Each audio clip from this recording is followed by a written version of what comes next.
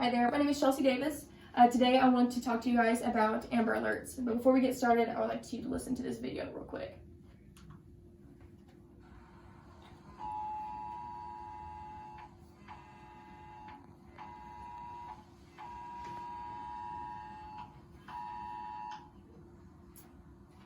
So when you hear that sound, what is the first thing hopefully your mind went through?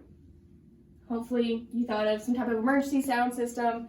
Primarily, I hope you were focusing on Amber Alerts.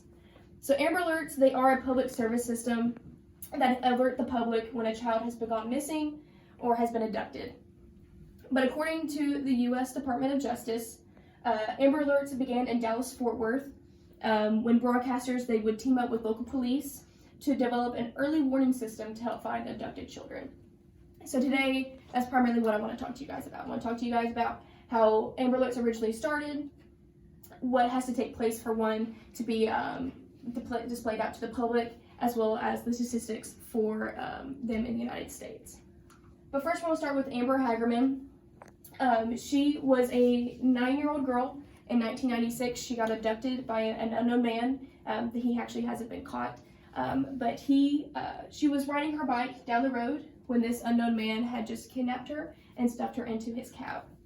About 5 days after her abduction, according to William DeLong, who was a journalist, he says a passerby found Amber's body in a rain-swollen creek that was approximately 4 miles from where she was kidnapped.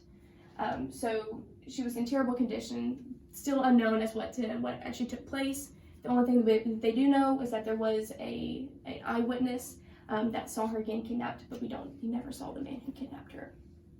But after her funeral, her mother, Diane Simone, decided that something needs to be done for future families, and she came up with what we know as the Amber Alerts. So the Amber Alert, she thought of this brilliant idea to contact her local broadcasters, who soon thought the idea was brilliant and went to local police for further help. And with that is what has started what we know as the Amber Alert today. But now to issue this certain type of alert, there are some qualifications that do have to take place. According to the U.S. Department of Justice, there are 4 qualifications that have to take place for one to be issued. The first one is that law enforcement have to believe that a child has been abducted. Law enforcement also has to believe that the abducted child is in imminent danger or is even close to death. That child also has to be 17 years or younger. They can't be over the age of 18. And enough info has to be given so that the law enforcement can issue that Amber Alert. They want to make sure that you know what the child was wearing before they were kidnapped, eye color, hair color, what they looked like altogether. But now that we have established how they originated and what are the qualifications, now let's look at how many children have actually been abducted and how it goes according to that. But to start with, there are 2 types of Amber Alerts that I've issued to the public. The first one is the traditional ones, which is just the billboard signs, or even even the TV ones, television ones as well. But in these, according as of 2020 in February, these traditional Amber Alerts have rescued over 1,000 children so far. And also according to the U.S. Department of Justice, between the traditional ones and there's also another one called the wireless emergency alerts, the ones that have probably gotten everybody up from their sleep or in class. This type has rescued over 70 children as of February 2020 as well. But for an Amber Alert to take place, race, gender does not take a huge play into all this. It can happen practically to anyone.